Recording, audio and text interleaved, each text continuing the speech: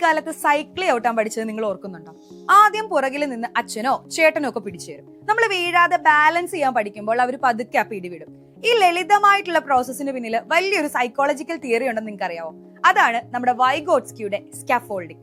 ഒരു കുട്ടിക്ക് ഒറ്റയ്ക്ക് ചെയ്യാൻ പറ്റാത്തൊരു കാര്യം മുതിർന്നവരുടെയോ അല്ലെങ്കിൽ കൂടുതൽ അറിവുള്ള ഒരാളുടെയോ സഹായത്തോടെ ചെയ്യാൻ പഠിക്കുന്നതിനെയാണ് സ്കാഫോൾഡിംഗ് എന്ന് പറയുന്നത്. ഈ കെട്ടിടങ്ങളൊക്കെ പണിയുമ്പോൾ താങ്ങായിട്ട് കൊടുക്കുന്ന മരക്കാലുകൾ നിങ്ങൾ കണ്ടിട്ടില്ലേ? പണി കഴിഞ്ഞാൽ അതെടുത്ത് മാറ്റുകയും ചെയ്യും. അതുപോലെ തന്നെയാണ് പഠനത്തിലും കൈത്താങ്ങ് നൽകൽ പ്രവർത്തിക്കുന്നത്. ഫോർ എക്സാമ്പിൾ, നമ്മുടെ വീട്ടിലെ അടുക്കളയിലേക്ക് നോക്കൂ.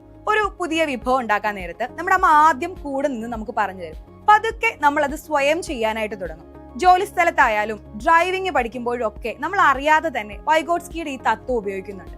ഇവിടെ പ്രധാനപ്പെട്ട ഒരു വാക്ക് കൂടിയുണ്ട്. അതാണ് ZPD അഥവാ സോൺ ഓഫ് പ്രോക്സിമൽ ഡെവലപ്മെന്റ്.